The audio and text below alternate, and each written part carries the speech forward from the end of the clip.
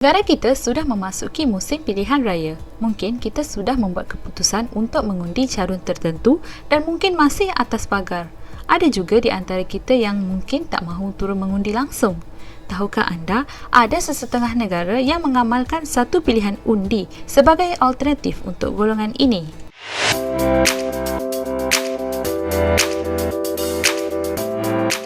Setiap negara mempunyai cara yang tersendiri dalam mengadakan pilihan raya. Kebiasaannya, pilihan raya diadakan untuk memilih presiden, perdana menteri, ahli-ahli dewan, wakil daerah dan sebagainya. Sesetengah negara sudah pun menggunakan mesin peti undi elektronik.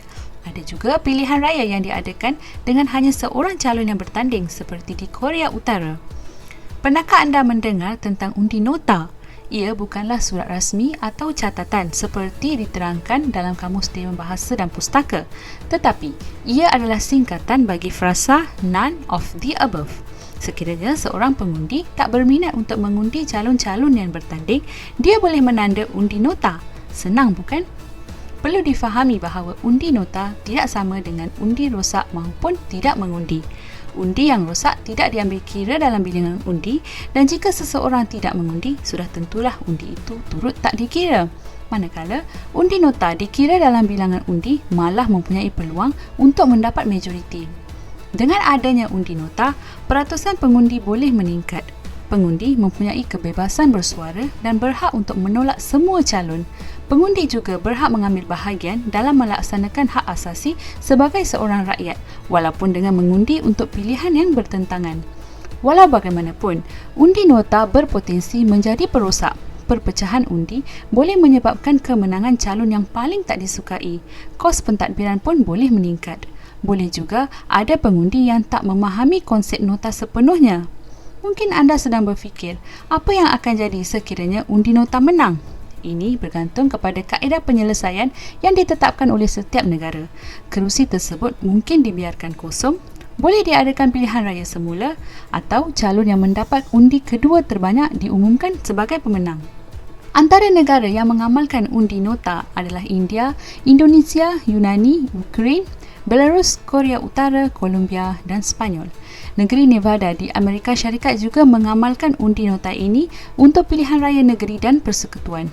Negara-negara seperti Rusia, Bangladesh, Bulgaria dan Pakistan pernah mengadakan undi nota, namun sudah diberhentikan atas sebab-sebab yang tertentu.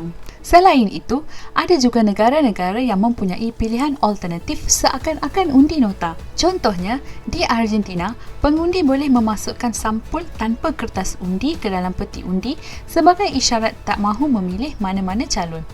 Pernah juga berlaku beberapa insiden menarik berkaitan undi nota ini. Beberapa orang calon pernah menukar nama kepada none of the above semata-mata untuk bertanding dalam pilihan raya. David Getchell dari Amerika Syarikat menukar nama tengahnya dari Leroy kepada none of the above untuk bertanding sebagai Governor pada tahun 2002 dan Ahli Senat pada 2006. Rasa-rasanya pernah tak undi nota ini menang? Jawapannya ya, pernah. Tak perlu cari jauh-jauh, ianya berlaku di negara jiran kita, Indonesia. Pada tahun 2018, dalam pilihan raya untuk memilih Datuk Bandar di Makassar, undi nota atau petak kosong meraih 53.23% undi. Sebagai penyelesaian, pilihan raya diadakan semula pada tahun 2020. Apa pendapat anda jika undi nota diperkenalkan di Malaysia? Berikan komen. Apa-apa pun, harap semua dapat turun mengundi di pilihan raya umum kali ini untuk melaksanakan satu hak kita sebagai rakyat Malaysia. Semoga kita akan dapat dipimpin oleh pemimpin yang dapat meneraju negara ke arah yang lebih baik.